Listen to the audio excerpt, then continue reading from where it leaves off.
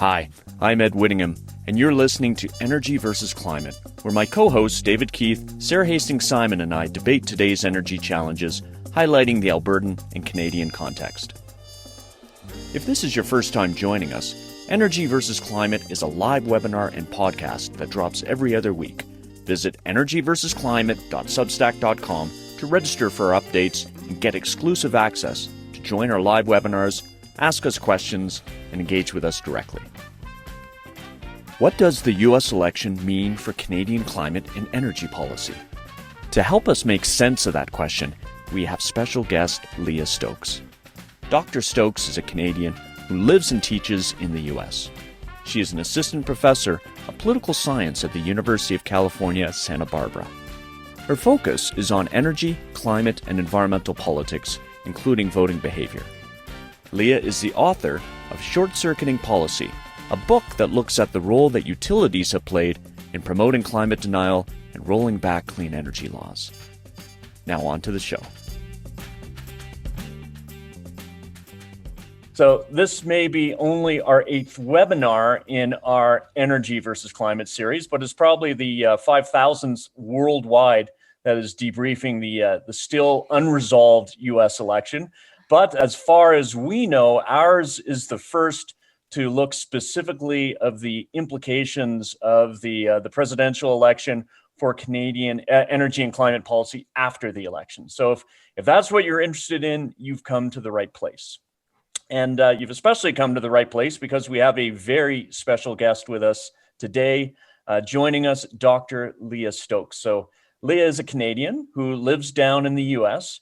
She is an assistant professor of political science at the University of California, Santa Barbara. She focuses there on energy, climate, and environmental politics, including looking at voting behavior. So having her on the show today is very timely. She is the author of a book called Short-Circuiting Policy, which looks at the role that utilities have in promoting climate denial and rolling back clean energy laws.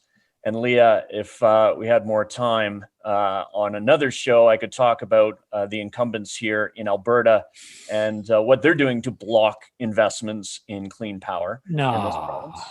No, unbelievable. I know. Who could ever suspect it? Prior to teaching at UC Santa Barbara, Leah did her PhD and master's at MIT, and along the way has advised Canadian parliamentarians as well. So we will get to Leah in just a little bit. Now, let's launch the first poll, please. Poll question number 1 of 2 poll questions today.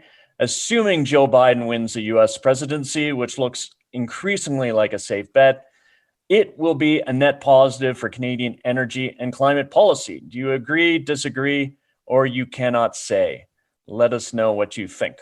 Okay. While those results are coming in, let's have a conversation. So, in the US, climate energy policy was solidly a second-tier issue in the election. The election, dominated on a bunch of issues, around a bunch of issues to do with values, to do with the pandemic, halting the recession. But Democrats definitely view climate as a top issue. And the Democratic Party has notably tilted or shifted to the left on climate energy issues. And as evidenced by the Green New Deal and the support it has, particularly amongst the young base in the party. So let's kick it off, given that it's likely we've got Joe Biden as president. Is their starting point, are they too far ahead of the average American voter? And if they are, how is this going to affect their ability, if they do win, to implement their plan? So this is when I open it up to David, Sarah, Leah. Who wants to weigh in first? I think Leah should go first. Yep. All right. Sure, happy to start it off. I don't tend to think about it in those terms, in terms of a ideological issue. When we talk about ideology, it's very constructed. And in terms of climate change, why is it more progressive or leftist to say that we want to do climate policy at the scale of the problem? If you want to say, well, doing climate policy alongside other social policies, that makes it progressive, fair enough. But personally, I think that it's not really about being left leaning or something like that. It's about, are you taking on this crisis at its scale? Because as we know, climate change is not a problem. I mean, of course, every ton matters, but climate change is not really a problem you can solve, by just making a good effort. You actually have to take it on at the scale of its crisis. The other thing I'll say is that I don't think that Joe Biden is ahead of the American people. We have poll after poll after poll, lots of work by the Yale Program on Climate Change Communication, which shows that climate change is a top issue. Fox News on election day was showing 70% of people want more investments in clean energy. Exit polls, whether that was from CNN or NBC, showed that, again, like 70% of people were really worried about climate change. So I think that we've really broken through actually with the American people. And it's not like Joe Biden's stance on climate change was a secret. They actually ran ads in both Michigan and Arizona specifically about climate change. So I think that the American people are seeing the hurricanes and the fires and all the costs of inaction. And I think that they want their federal government to do something about it. Great. Before we go to David and Sarah, I just want talking about polls. We've got our own poll, and our results are now in. So, is Joe Biden, if he wins, going to be a net positive for Canadian climate and energy policy? 55% of you agree, 10% of you disagree, and 35% say you can't say. Well, hopefully by the end of today's webinar, you'll be able to say. All right, David and Sarah, do you want to comment? I'd weigh in with some data. So I agree for sure with Leah that many more Americans say they care about climate. They want their government to do something. The question is how much. So Ed opened this with climate is not a one or two issue. So I'm looking at a poll that the Pew Center did, which is a very trusted, careful polling organization that asked the open question, what's your top issue or ranking issues? And on that issue, climate was number 11. Economy, healthcare, Supreme Court, coronavirus, violent crime, foreign policy, gun policy, blah, blah, blah. Climate change was above abortion, but it was the 11th. And I wish that was different, but I think there's something kind of real there. That this is, we absolutely expect to see much more than we did under Trump. Of course, there really has been a change for people to take climate more seriously, but I don't think there is a broad understanding of taking it seriously at the level that, as Leah said, it would take to really pass the policy to drive emissions down in a serious way. I think we've passed the threshold of most people agreeing it's an issue, but I think we're not close to a broad consensus that it's worth spending a couple percent of GDP on it.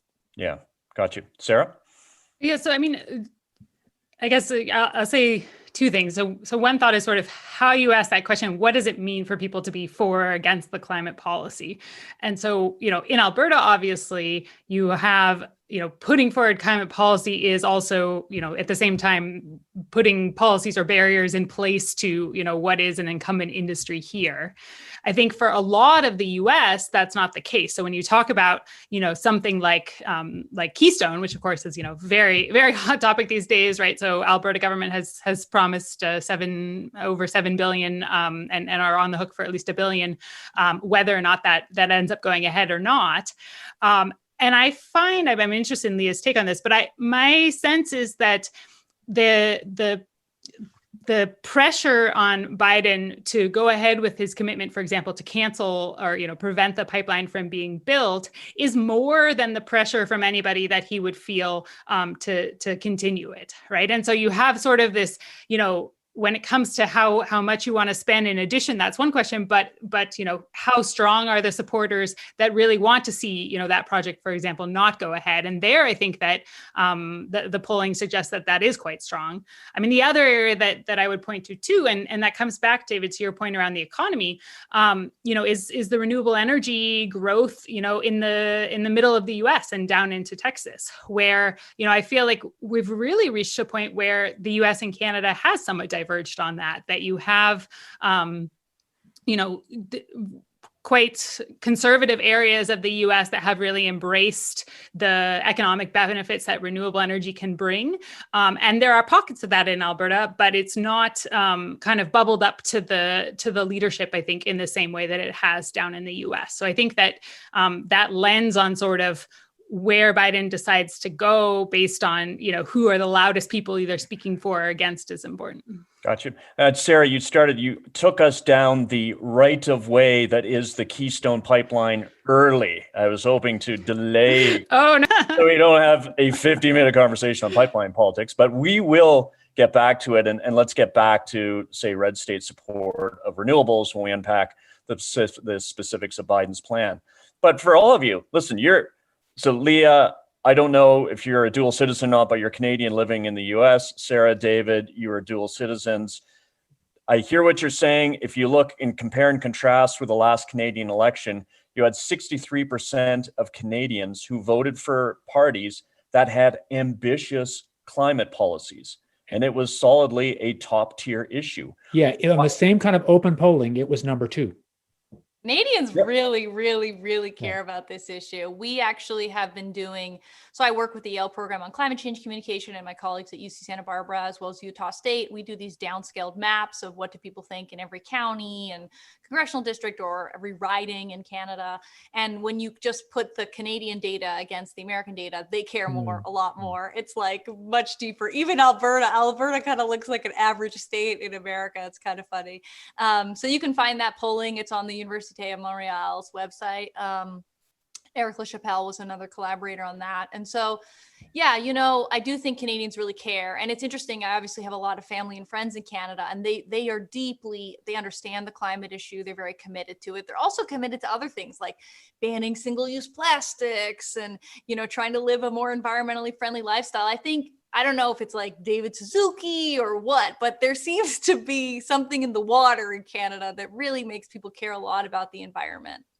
Yeah, and you're right, Leah. So even in Alberta, but then if you look at the value study, say Environment Institute has done over multiple decades, you'll see that based on core values questions, not limited to climate, a whole bunch of things, Alberta taxed to the left of Maine in the US. So our most conservative place. And by the way, Alberta, when they've done polling up here, 32% of Albertans support Trump in this election, 32% versus 60% Biden. The national average is, 82 to 90% in provinces support for Biden over Trump. So where we sit in Alberta, we tack to the furthest right in Canada, but left of Maine. So, who knows why it is that it sticks more in Canada? It's not like we get any more information than I think Americans do, but it is. And for a couple elections now, it's been a core issue. And I tend to agree with David. I think it's not just second tier, it's probably third tier. And the Biden presidency is going to have to fight, if it's got this massive agenda, to implement it if it is too far to the left of its voters, and it's just not such an issue of concern. But let's leave that conversation. That was sort of an opener. Let's get in now. So Leah, just almost for formality's sake, or perhaps now purely as a history lesson, it looks almost certain that Joe Biden's going to win the presidency, but there's still a pathway for Trump in winning. So let's start. What is Donald Trump's climate and energy plan in the great unlikelihood that he retains the presidency? Well, I don't know. I think we might agree that it would be easier to get full economy-wide net zero emissions in the next decade than for Trump to win the presidency at this point. That's maybe where we're at. So, Donald Trump is a climate denier. He went to California this summer during the terrible fires that we faced all throughout the West Coast, including into Canada. And he said in front of our Governor Newsom, that, the scientists don't really know that climate change is happening. Both him and Mike Pence consistently said that, whether that was on the debate stage or in speeches. They deny that climate change is real. That's been very disturbing to watch because we've made a lot of progress, I think, in terms of making it clear that climate denial is perpetuated by industry groups and that they are doing it to make money. And we've, I think, moved in some ways politicians away from just being straight up climate deniers. And to see Republicans go back in that direction is terrible because, Donald Trump has a very large platform. Even when he's not president, he's going to have a big platform. And for him putting it out there, we know from political science work that co-partisans, meaning people who share the same party as like Donald Trump, so Republican people in the electorate, they listen to what he says and they drink it up, right? And they believe it too. So my concern is that that may polarize some opinion around climate change after we've really made a lot of progress over the last couple of years. So Donald Trump has no plan on climate change except to roll back a lot of environmental regulations. And then what is Joe Biden's plan? Well, Joe Biden ran on the most ambitious platform in American history on climate action. I think a lot of people don't know that, but it's true. He committed to try to clean up the power sector by 2035, which is faster than any state law in the books in this country. He committed to try to spend $2 trillion on climate action over the next 4 years. And he committed that in that investment, 40% of it would be flowing to disadvantaged frontline communities, which is a pledge that the environmental justice community has been very active in trying to push, whether that's in New York State or other places across this country. And I was not initially a Biden supporter, but I am extremely enthusiastic about Joe Biden and Kamala Harris. And I'm not just saying that, like, I actually deeply believe that they ran on a climate platform, they're going to govern on a climate platform, and that, this is a top issue for Joe Biden because he says that all the time. And so I'm really excited about their leadership potential. Great. Okay. I want to unpack certain points of the Biden plan, but David and Sarah, maybe I'll start with David. So let's get your take. What does a Biden presidency mean for Canada and specifically Canadian energy and climate policy? I think it'll definitely push Canadian government to do a little bit more, for sure, than under a Trump presidency, obviously. I think a Biden presidency will mean significantly more action than we would have seen under Obama, basically because the business community's moved and there's much more acceptance that some climate action is really needed. My view is not so optimistic as Leah's. I think that the chance of the really kind of strong action that you need if you were serious about driving emissions down that fast, I don't see that happening under Biden. I just don't think he won a mandate that allows that. It's not just that he probably didn't win the Senate, or if he did, won it marginally. I think that, in Western democracies, if you really want to do something hard, and the fact is, the kind of climate action we actually need to live up to these, it's easy to make commitments saying, I'm going to start exercising really often. I'm going to meet this commitment 10 years out. Those are basically not worth anything. What matters is what politicians actually do in their term, the hard stuff. And if you want to be on track to really drive emissions down, you need to really break some eggs. You need to be not spending directly, mostly by regulation, but you need to be directing through regulation and some spending, something of order more than 1% of GDP. I don't see any realistic prospect they're doing that because they just don't have a mandate to do it. I think that happens after an election in democracy where climate was very near the top of the agenda and the party that wanted climate action wins. Then you have a mandate to really do some hard stuff. I'm not seeing it. As much as I'd love to see it, as much as Biden may sincerely believe it, 48% of American voters were pretty happy with who they had the last 4 years. Yeah, but so to push back on that, he wins the presidency. Let's say he wins the Senate as well. I know that that's still very much a TBD. We might not know till January with Georgia and what he has had in his platform, a $1.7 trillion commitment with far-reaching. It's got even bigger, but yeah. It's $2 trillion. Yeah. Oh, great. It's, sort of carve off that for all the votes that apparently he's buying in order to get him over the hump. No vote buying. Sorry. No, but sorry, David. I mean, he won. He's got this massive pledge in his platform. Let's say he has the Senate. What's stopping him? I think the issue is what's labeled climate. So I really want to give Sarah a chance to jump in, but let me maybe point a little bit. So will there be a big stimulus? Yeah, everybody wants a big stimulus.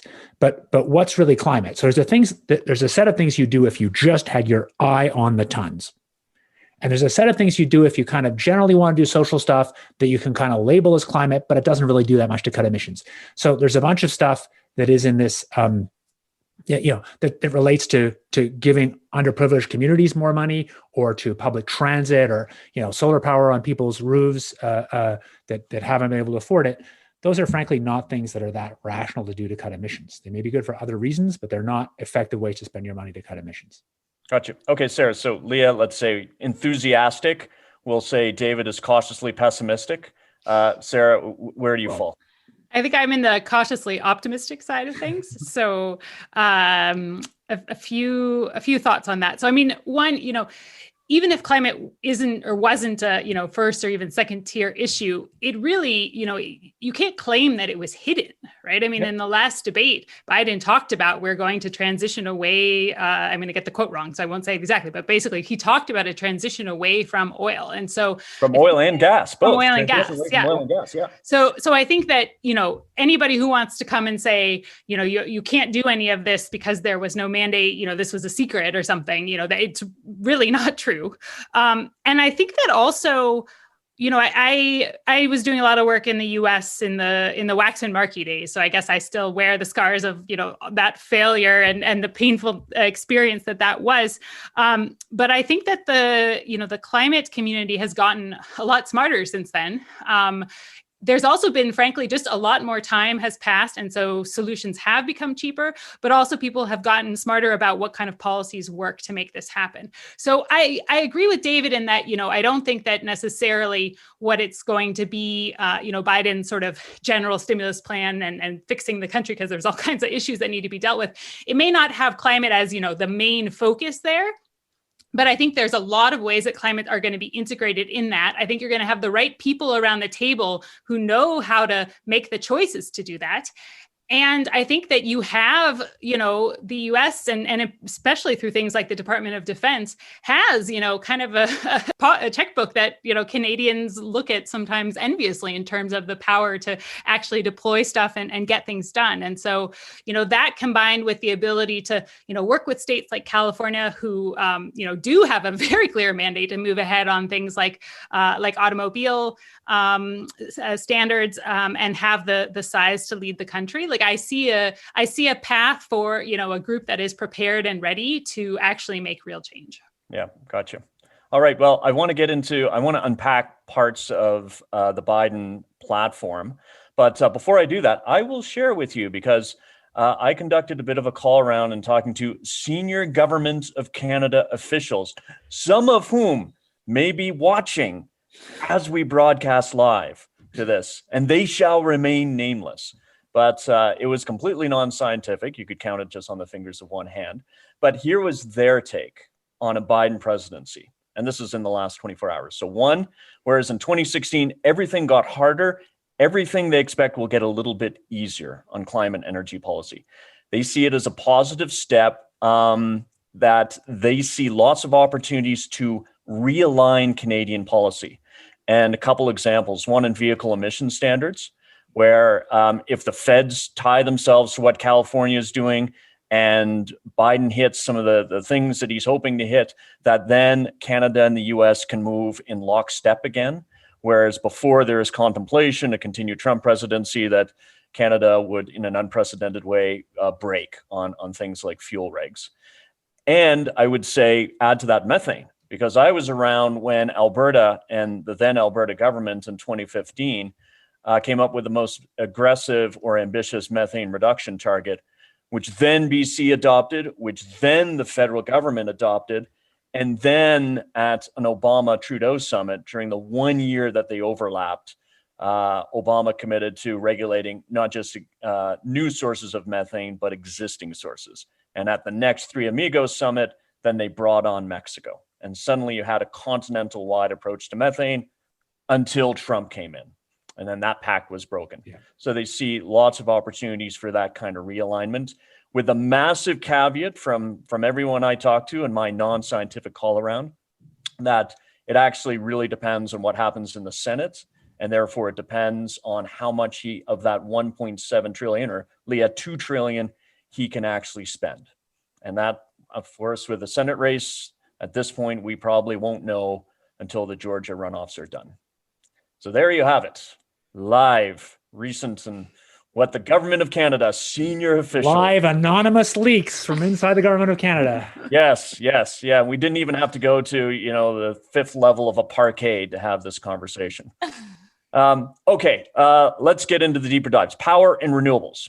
So the Biden campaign commits to full decarbonization of the U.S. power sector by 2035 using a technology neutral national energy efficiency and clean energy standard. Is it feasible? And then let's talk a little bit about sort of blue state versus red state views on renewables. And that's for those of us in Alberta that, the red state view on renewables would be an interesting comparison or contrast to Albertans' views on renewables. So Leah, over to you.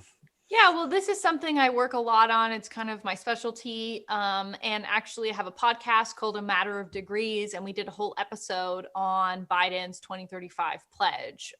In that episode, we interviewed Sonia Agarwal, who works at Energy Innovation and was part of the 2035 report. If you could just go to 2035report.com. What they did is they modeled the power sector and they said, can we get to 90% clean by 2035? And they found that, yes, we can do it with existing technology. It will actually save ratepayers money. And of course, it will save an enormous amount of emissions and air pollutants.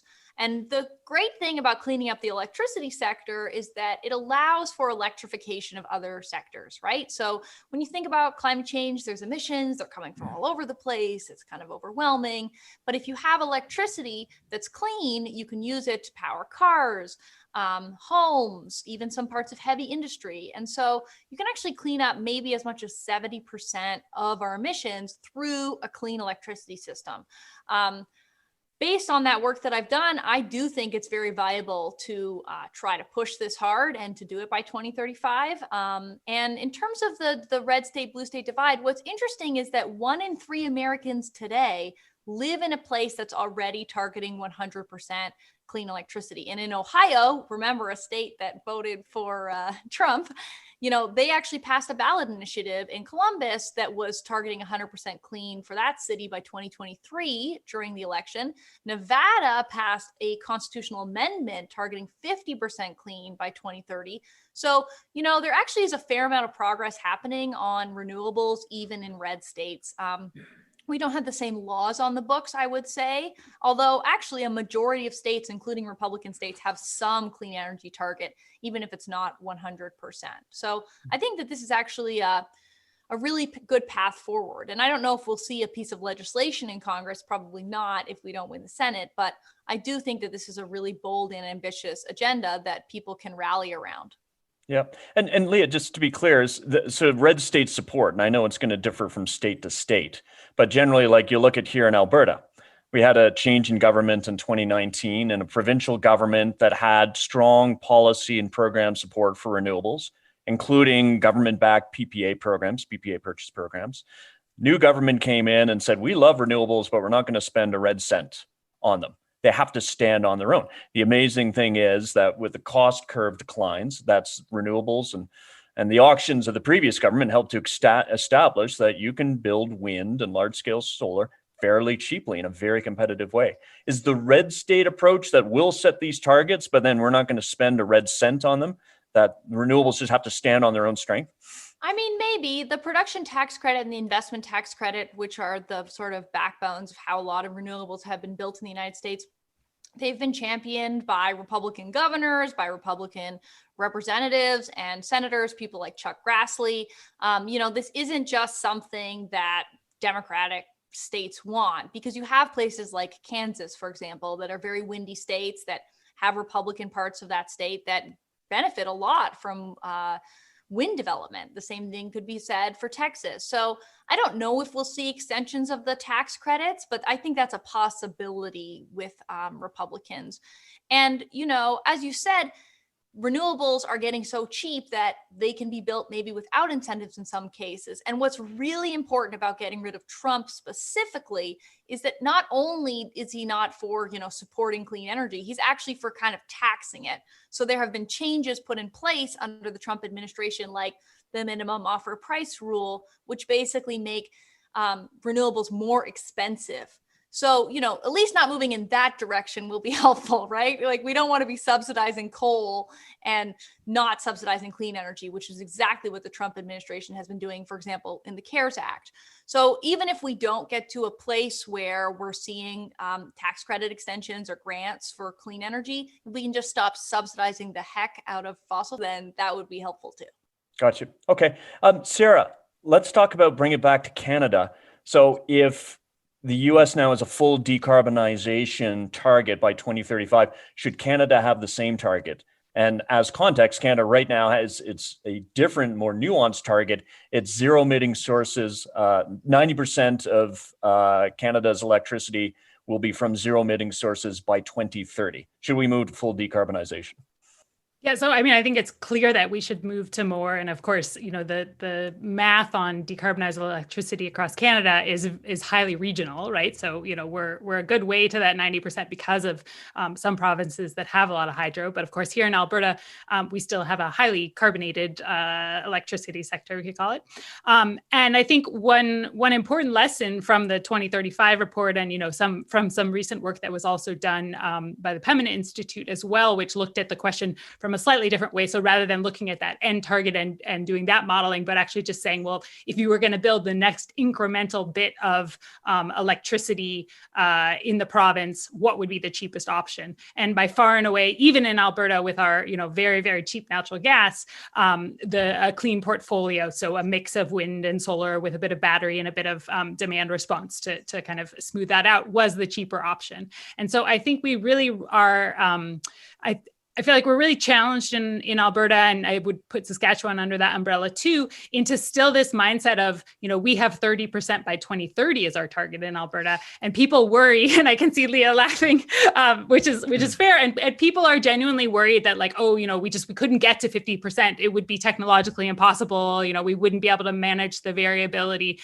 and that's just simply not true anymore. And so I hope that seeing that 100% target or 90%, whatever it ends up being by 2035, does get people to think a bit more deeply around Alberta, and then particularly before we go and build out. We do have the coal coming offline, which is great, but before we go and build out, a bunch of new natural gas infrastructure that's going to come at a big cost to ratepayers in the province, that we look more seriously at increasing that target. Gotcha. Can I inject some skepticism? U.S. electric power grid is a little over half a terawatt of average power now. If you're going to do it all by renewables, with capacity factors of order 30%, you're doing some mix of wind and solar, you need 1.5 terawatts, 1,500 gigawatts. And you need to figure out how to manage variability. And I think you're not going to do seasonal variability with batteries on that timescale. I just think that probably that's effectively zero. So you'd have to be really serious about doing something else. There are clearly things you could do, and you got to build transmission infrastructure. And that means you got to change the way transmission infrastructure gets built, because right now we can't permit it. So just to put that in perspective, if you want to build 1,500 gigawatts in over 15 years, that's 100 gigawatts a year. Right now, last year for solar in the US, we put in 13 gigawatts DC. So you can't count that, actually more like 12 or 11. I think people are, it's easy to do some modeling studies, but what it actually means step by step to really do that, I believe it is actually just in the bounds of possible. I believe you could decarbonize at least to better than 90% by 2030. That's doable. 2035, I think is doable. But I think that entails a level of commitment that seems almost inconceivable under Biden, because you actually have to pass not just a little bit of subsidies, you've got to pass hard laws that change the way you site infrastructure. You've got to be able to actually build a bunch of new pumped hydro, for example, if you're going to manage it. You're not going to do batteries at that scale. And I don't see that level of power to do that. Yeah, but David, so on that, I'd like to get, you've worked in direct air capture, carbon capture and storage. There's something called the Section 45Q, which is a production credit in the US. It's proving to be highly successful insofar as since the last time that the US government topped up the rates, there have been 25 new projects announced on the books at various stages of development. Some of those projects are for the power sector. So it might not all be renewables, but we're still looking at decarbonized power, say through combined cycle natural gas with carbon capture. Could we get there and have a chunk of that zero emission power coming from that avenue and renewables? So we agree it doesn't violate the laws of physics, But when you layer in cost and say stakeholder expectations, could you get there? Technically, yes. But I think the question is it plausible that a Biden administration over its first 4 years, let's say, would actually be putting in the level of things that I think require not just a little more incentives and not just some regular stuff the Supreme Court doesn't block, but actually like a massive new pieces of legislation that are enabling. I find it a little hard to believe. I think we can do much better than we were doing before, but I think decarbonizing that fast is a level of build out. I mean, remember how big those numbers are, 150 kilowatts a year. Yes, you could do some CCS, but remember, I've got friends that have been working on natural gas CCS plants for 10 or 15 years. There isn't one of them operational now. Gotcha. So okay.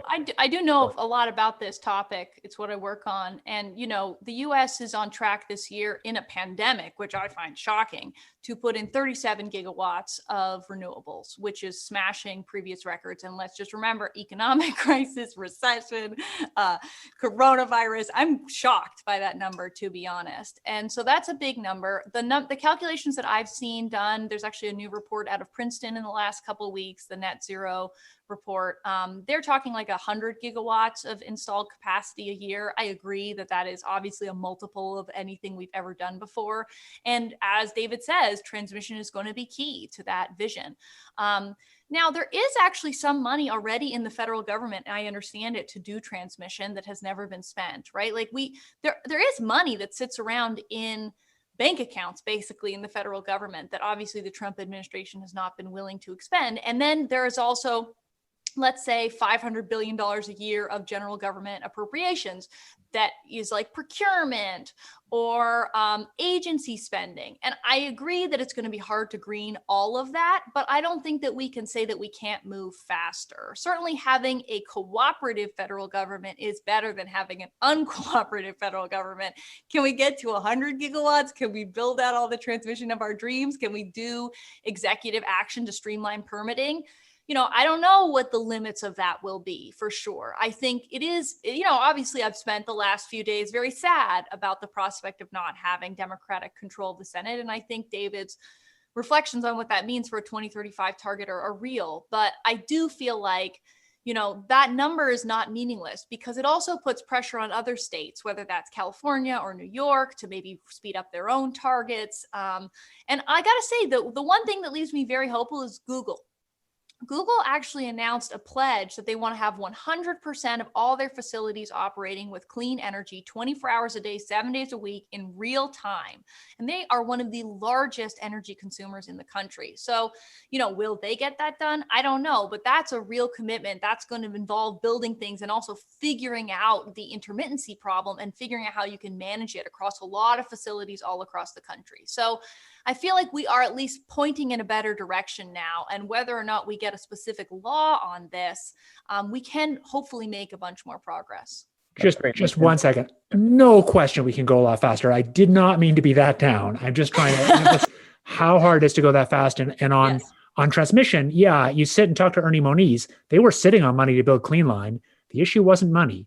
The issue is permitting. And the issue is permitting through red states where there are going to be people with shotguns. That's the reality. Yeah, and that's why doesn't violate the laws of physics, but once you layer in funding and social license constraints. And shotguns. Yeah, and shotguns. But Leah, thank you for the Google point. Now I feel a little bit better about giving all my data to Google for free so I can sell it out the back door to marketers because it's taking some of that investing in renewables. I feel a lot better. We have a related question. And when I call upon questioners, I apologize in advance if I get your name wrong. It's a related question. We've got another question after that, and I do want to make sure that we talk about oil and gas because that is, of course, very germane to those of us who happen to sit in Alberta. So, Robert Tremblay, please, your question, and welcome. Hey, buddy, you can hear me? We can, Robert. Perfect. All right, so it's kind of on what you guys have been talking about a little bit the last bit, federal versus state leadership. So, in the wake of lack of leadership from President Trump, many states and local governments stepped up, such as California or New York City, to pass policies like 100% clean energy standards. Biden's target's net zero by 2035. And it seems to me like the effort has been more productive at the state and local levels than passing big countrywide policy. So how can Biden lead on electricity decarbonization without distracting from effort on passing those same policies at the local or state level. Thanks. Leah, back to you. Do you want to, it's your area. Sure, I don't distraction issue. I think that these things are proceeding in parallel in many ways. For example, states have been doing a lot to a couple of them like New Mexico and Colorado to try to use a new financing mechanism to help retire coal plants. That's going pretty well. Are there ways that the federal government can help ramp that up? What can we do? We can do more through legislation, obviously, but there are also existing agencies and pots of money, like, for example, the Rural Utilities Service, which can be used to help retire debt on the balance sheets of rural electric co-ops. And so that's something the federal government can be doing. I think it's more about complementary, right? I don't think that the federal government doing something, it's going to somehow take away from what states and cities were doing. What we were really hoping for was a federal clean electricity standard. And with the Senate not going towards Democratic control, that's going to be difficult. However, we still have the Clean Air Act. We still have Massachusetts versus EPA, which says that the federal government has a requirement to regulate greenhouse gases. And obviously, what Obama tried to do with that was the Clean Power Plan, which was a way of trying to do like an executive action version of a clean electricity standard. So I don't know what a Biden version of that will look like, but at the very least, it will involve reversing the ACES rule that Trump put in place, which is moving us again in the wrong direction. So I feel semi-optimistic about the power sector and how the federal government can help move it forward. Okay. I want to put a pin in the conversation right now around electricity grid decarbonization. We've got another live questioner, Dan Vinelovich, whom some of us know and know well. Dan, over to you, please. Great. Thanks, Ed. I'm curious to hear from all of you on what elements of Biden's plan, if any, you think might have a chance of securing Republican support in the Senate, and related to that, what might some of the trade-offs be to secure that support? Great. This is when we get to talk about oil and gas, perhaps. So, let's look at it. What are the issues? So we talked about electricity. There's oil and gas. There are EVs, hydrogen policy, carbon capture, nothing about carbon pricing. What could possibly get bipartisan support? The way back in the days, you mentioned your bill, Sarah. I remember being in DC around, it would have been Warner Lieberman when that bill was released. Yep. And at the time, that was the latest and greatest and something that had bipartisan support. Then it went on to die a long drawn out grisly death. So what could get that support? So I'll throw one in the mix, bringing it back to a topic we had talked about a couple of weeks ago, actually, but around development of critical minerals and the metals and minerals that are needed to build out all the wind turbines and solar panels we were talking about earlier. There has been a bipartisan interest even before this election around developing the U.S.'s capabilities, whether it's in more in the rare earths, but I think also increasingly thinking about things like lithium and nickel and others. And so I think that there's the potential for, the kind of mining part of and resource extraction piece of a plan to really get bipartisan support, which then becomes, the sort of the source of materials to build out what's needed. So at the risk, Sarah, of redoing our episode from, was it 2 episodes ago? Is this an opportunity for Alberta? If you get that bipartisan support, will we have an easier time shipping our precious metals and precious materials and minerals for clean energy down to the south than we do our oil and gas products?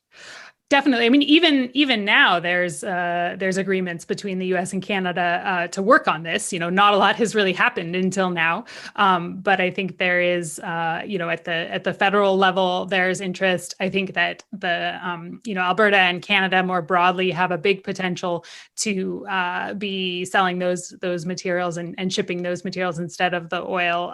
If we see a decline there, so I think that's a huge opportunity and something that could very much go ahead with whatever Congress looks like. All right, David and Leah, your bold, fearless predictions. What could get bipartisan support? I have one that I think is easy, which is really big increases in clean energy R&D and even in some climate science. So I think, to be clear, my long-term view is that often a big R&D push is an excuse for inaction, and it really we just should deploy. So I'm not one of these people who says it's sort of R&D heavy, but I think the reality is it's relatively cheap, and it's something that's easy to get both sides to agree on. So I could see a really big increase. And, often the sort of enviro left doesn't even want to support particularly more climate science because we assume the science is settled. But I think there actually is cause to really do more. Like, why are we not spending $1 billion a year to really try and figure out what will happen to West Antarctica? Right now, we have like handfuls of people working on this. And I think I could see that really getting a lot of traction. And there will be certain stuff like CCS for sure. Yeah. Okay. Leah?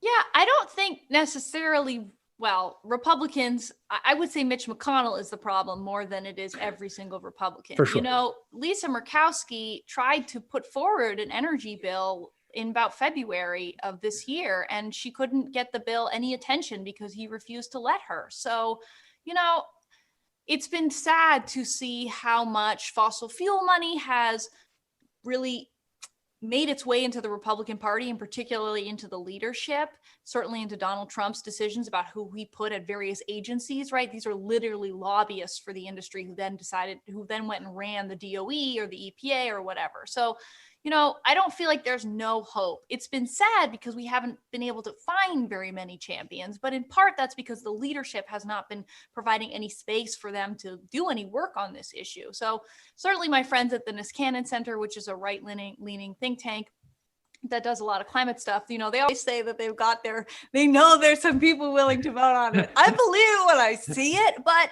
I'll be somewhat optimistic. And I do think, we always talked about infrastructure under Trump. Trump was incompetent and unwilling to do anything, but maybe we could see infrastructure. And Biden, unlike Trump, is a person who likes compromise, who wants to work across the aisle, who has a really deep history of bipartisanship. And I think that's actually going to turn out to be a huge asset. Now, Mitch McConnell, again, as I said, is a problem because he might not let anything get going. But I think we can find Republicans willing to act on climate change. What they'll be willing to do, I don't know. But the federal government is going to have to pass a couple bills. And maybe Nancy Pelosi through the House can get certain parts into the House side, and then we can get it through Congress overall. So I'm not totally pessimistic, but I don't know, maybe it'll be coming through an infrastructure bill, a general budget bill, a coronavirus relief bill. And as David said, maybe there'll be kind of like climate greening of other things we were going to do otherwise, as opposed to super perfect deep emissions cuts policies. But you know what? We take what we can get. You know what I mean? That's the climate movement for you.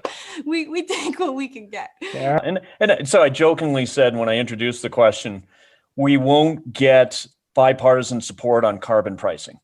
And it's hard to get that in Canada, right? Although deeply conservative provincial governments have come to power, and Doug Ford in Ontario, Jason Kenney in Alberta, and they have not rolled back industrial carbon pricing regimes. But why in the US, and we reminisced about the good old days of Waxman Markey and Warner Lieberman, and Kerry was in there for a bit. And there was talk about bipartisan support. Why is that completely off the radar screen so far that Joe Biden has this $2 trillion commitment and carbon pricing really doesn't figure in? What happened? When up here in Canada, we'd say it's one of the most important tools that you need to combat climate change. Well, I'm happy to comment on that. I mean, Joe Biden has a deep commitment to not raising taxes on the middle class and not raising taxes on anybody who makes $400,000 or less. And the fact is, carbon pricing raises taxes on those people, period. When we think about the transition, we have to think about who's paying. And there are choices, there are distributional choices about whether or not we put it onto the government balance sheets, through taxpayer revenue, through debt, or we put it onto ratepayers. And I think that there is a concern, particularly in this moment. I don't know if people have been following it, but millions of people, record numbers of people across the United States are in arrears on their electricity bills. They are being threatened with shutoffs. In fact, right before the election, moratoriums in a number of states in terms of shutoffs got lifted, including in a lot of swing states, actually. So I think the idea of raising people's energy bills during a deep economic crisis, during a pandemic, I don't know if that's going to be on the table. I personally think it's going to need to be more carrots than it's going to be sticks. So that's what I think about it. But so I understand that, Leah. You sound very much like a conservative voter, or you sound like Aaron O'Toole, the new leader of the Conservative Party. No, in I don't Canada. at all. I sound like somebody who cares. Whoa. No, I'm not saying. Hey, I'm not saying that. I'm not saying that as a pejorative. Gosh, But I know who that is, being Canadian as I am. yes, I know you do. So to be clear, it's not a pejorative. Yes. But so where's Biden then on Well, I just think you can critique carbon pricing from multiple ways, right? You can critique carbon pricing from I don't want to do anything on climate change perspective. You can also propose carbon pricing from an I don't want to do anything on climate perspective, because you say, oh, we'll do this thing, knowing it's never going to get done or that it's going to be unpopular. You know, I've written a whole long essay on this topic called The Trouble with Carbon Pricing in the Boston Review. But in general, I take income inequality very seriously. And I think that the problem with carbon pricing is that when you have massive income inequality, and keep in mind, the United States does not have the same kind of social safety net that Canada has, right? Like people who are dealing with massive income inequality and don't necessarily have healthcare and don't necessarily have a safety net to catch them, you know, those increases in the bills can mean even more in the United States. So I think it just has a potential to be very politically toxic. So yeah, that's what I think. It doesn't at all mean that I don't think we should do things. My proposal is standards, you know, like clean electricity standards, investments, federal government spending, and justice-oriented approaches, which maybe, as David would say, aren't going to squeeze as many carbon out, but they are going to address some of these simultaneous crises that we have. So yeah, it is not at all to say we shouldn't do things. I just think that approach may lead to backlash. Got you. Okay, fair enough. Listen, this conversation is flying by. Perhaps some of our Eastern viewers have already cracked beers late on this Friday afternoon. I don't want to leave before we've been able to unpack oil and gas, and specifically what it means for oil and gas producing jurisdictions, especially up here in Canada, especially where three of us live here in Alberta. So we'd mentioned that during the second debate, Joe Biden promised to transition the U.S. away from oil and gas by 2050. Remember when our prime minister in 2017 said roughly the same thing and actually had to go back and clarify his comments when he was talking about transitioning away from the oil sands, and I didn't mean that. I didn't see any clarifications of Joe Biden's comments after the debate. I saw him solidly sticking by them. But he has also promised to block the Keystone XL pipeline, go back to Obama-era methane regulations, 500,000 new EV charging stations. What does all this mean for Canadian oil and gas exports? And now, Sarah, we can get back to that Keystone right away that you had us heading down earlier in the chat. So, Sarah, what does it mean? Well, it's funny. I'm usually not the pipeline person too. I actually have not worked a lot in pipelines on my career, but you know, I'll sort of repeat briefly what I said at the beginning, which is I think that the hope that some people in the oil and gas industry in Canada have to, you know, find some compromise or, you know, I don't know, in some cases threaten the US with the big, scary Canadians coming across the border. I just don't see a lot of potential there, because I see, you know, if I'm Joe Biden and I'm doing that calculation, I've made a promise about this pipeline, which, you know, let's be honest, the pipeline now, it means a lot more than just the oil that's flowing through it, right? It's taken on this sort of symbolism of its own. And so he's made this promise. You know, he has a lot to lose by walking back on that. And I just don't see what Canada can, you know, give him or threaten him with that is equivalent. That's how I see it from up here. I don't know how it looks in the US though. He has a lot to lose, but do you think personally, like, I don't know, is it a policy decision or is it a personal decision from him? Does Joe Biden really believe on principle that Keystone should not be extended into the US? I mean, and look at executive action. You could say he can't back down, but what executive action on that pipeline to date has meant diddly squat. You know, it's had actually Trump tried to sign it into power with executive action, then it got blocked into court. So sorry, I'm pressing you on that one, Sarah. I mean, I guess I sort of think it doesn't matter what Joe Biden personally thinks about it, but sort of how it fits into the commitments that he's going to keep to, you know, the people from the climate coalition that have supported him. And I think that this is one that sort of, if anything, I would say it has more importance than it deserves in some sense from a GHG perspective. But it's all the more reason that I think it's very hard for him to walk back on that. And so I don't see that turning around. I also don't, as we've talked about too, I don't see that, making a huge difference in terms of the industry in Alberta either, because I don't think that, fundamentally it's going to be the demand falling with a lot of EVs coming on that makes the bigger difference. And I think that really, the pace that can happen with the federal procurement and all the agencies that can be, basically immediately buying only EVs, and what California can do if they, get their waiver and can move ahead. I think that is really significant. Gotcha. So David, executives of major energy companies downtown Calgary, are they excited? Are they walking around fearful, looking like they've just been to a funeral? Does it make a difference who is in power in the White House down south? I think they're definitely fearful. I think, yeah, I really agree with what Sarah just said. I think, of course, Albertans are in some sense, the Alberta oil industry is in some sense correct to say that they were unfavorably made a target because the tar sands really aren't much worse than any other oil and gas, and we treat our workers better than Nigeria, and all that stuff is kind of true. But so what? What would be the upside to Biden in reversing that? The reality is oil and gas is going to go down, and I just want to end there. I think it was actually a really interesting and big deal that Biden was able to say that about transitioning away without walking it back. And we haven't got there in Canada, right?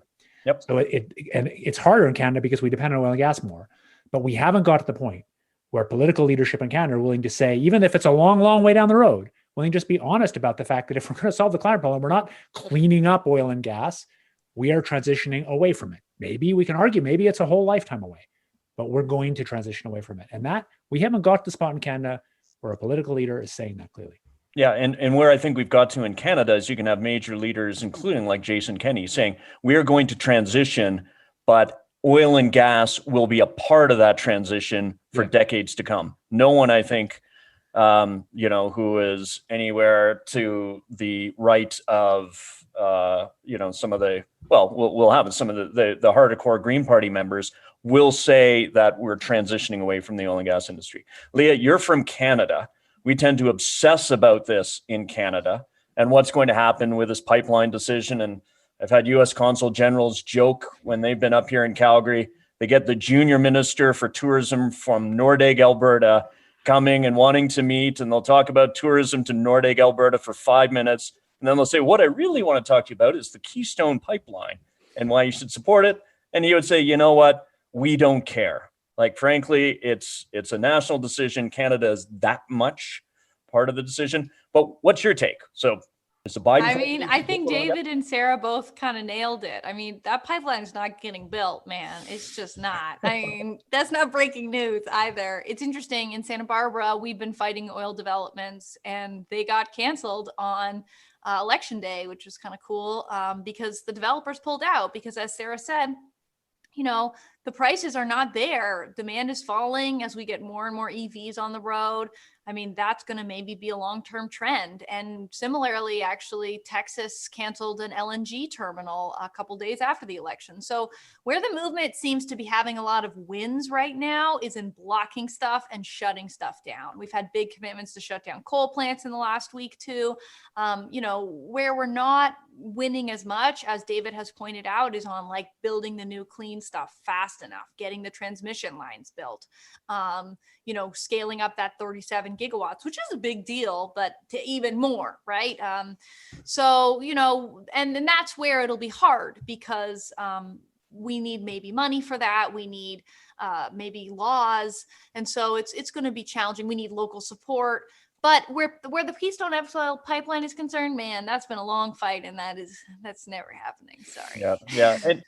So good observation, Leah, on where we're at in the movement. Those of us who dabble in public policy change know it's easier to run a no campaign, yes, whether it's no pipeline or even no carbon tax, than it is, frankly, to run a yes campaign. Yes. Okay, Mika, could you launch the last poll, please? We're just about out of time.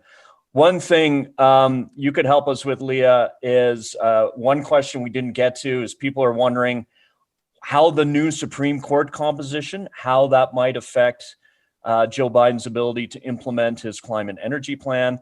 Not asking you to answer that now, but if you know of any thoughtful pieces on it that you could share with us, we'll make sure we'll share that out with our listenership and readership. I mean, the only thing I'd say is people should read about the Chevron doctrine, because that's a problem, amongst other things. Chevron doctrine. Okay, well, maybe we can send something out on that. Teaser trailer. Figure out what that is. You can Google it. Yes, a teaser for Leah Stokes, her triumphant return to Energy versus Climate a few months from now. We would love to have you back. So we've launched our last poll. Will the U.S. under Biden reassume its past Obama-era global leadership role on climate energy issues? I do not know who's voting no to this. Like, Yeah, really? how can that be not? Yeah, that's obvious. Biden said, he already tweeted. It was one of the first things he tweeted, that like, we're going to be back in Paris. But Leah and David, the voters are never wrong. We have to count every vote here. We do. We have to count every vote. People, the polls are open. The voters absolutely are wrong. There's been this really fun stuff. I've seen interviews in the U.S. where we used to tend to think that people who were swing voters, we revered them as being these smart, wise people who weren't ideological. There have been some wonderful interviews with swing voters this time, and the answers that swing voters this time are just people who don't give a shit or clueless. Yeah. Yes. Well, on this little poll, which we will leave open till the end of the day, and all votes will be tabulated, 3/4 of you agree that the U.S. will resume its leadership position, and 1/4 of you disagree. I have a positive spin on that quarter. I didn't vote, but I think what I imagine some people could be seeing is some of the other countries that are stepping up, right? And so, China has made some big pronouncements in the last days and months. I mean, this one's more of a joke, but I guess Russia was Putin or ordered his government to find a way to meet Paris to troll Trump or something. I don't know, but them aside, but the EU and many places are moving forward. So, in so much as the US isn't a leader anymore, maybe that's just because everybody else is, running alongside or even ahead. Not because they're not back in the race. And maybe Canada could move a little faster too, right? Yes. You're here. And yes, the voters have spoken. They're never wrong. We've counted every vote. In spite, Leah and David were urging me to stop counting. No! Use them. They're threatening to sue me. Stop the count. All right. Thank you. Only stop the count in Sesame Street, the puppet. Have you guys seen those memes where it's like the count? It's the only count I'm trying to stop. Yeah, I saw one of the late night hosts. They had dueling Trump rallies of both stop the count and keep on counting, juxtaposition them next to each other. Anyways, it's ludicrous. Leah, thank you so much. You're in the belly of the beast in terms of the excitement right now. Really appreciate you taking the time to join us. Thanks so much for having me on. Lots of fun to talk. All right, my closing remarks. Give us feedback at energyversusclimate@gmail.com. 2 weeks' time, we will have former Green Party Canada leader, I got to get used to that, Elizabeth May, who will join us to talk about nuclear power in Canada. You won't want to miss that. Thanks, everyone. Have a great weekend. Bye-bye. Bye-bye. Thanks for listening to Energy versus Climate. The show is created by David Keith, Sarah Hastings-Simon, and me, Ed Whittingham, and produced by Eva Voinigescu. Mika McFarlane provides webinar support. Our title and show music is The Wind-Up by Brian Lips. Sign up for updates and exclusive webinar access at energyversusclimate.substack.com. Interact with us live every other week and subscribe to the podcast on Apple Podcasts, Stitcher, Spotify, or wherever you listen.